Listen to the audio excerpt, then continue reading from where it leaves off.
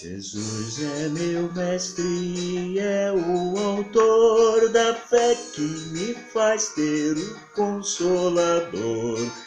Cristo me ensina o que vou dizer, só Ele me faz para sempre vencer.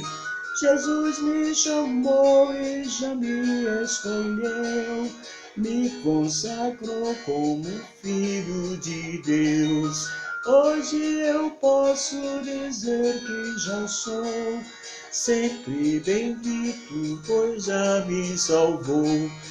Cristo é meu guia, meu rei, meu pastor, do mar tenebroso já me resgatou.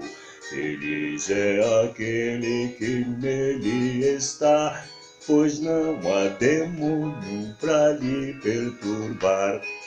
É meu amigo, fiel Salvador, sempre me enche de paz e amor.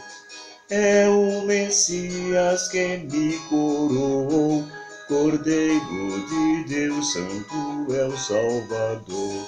Jesus tem as chaves da morte e do inferno, quando Ele fecha ninguém pode abrir.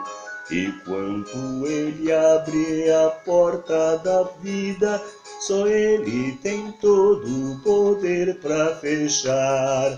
Cristo somente é quem pode salvar e ressuscita quem o aceitar.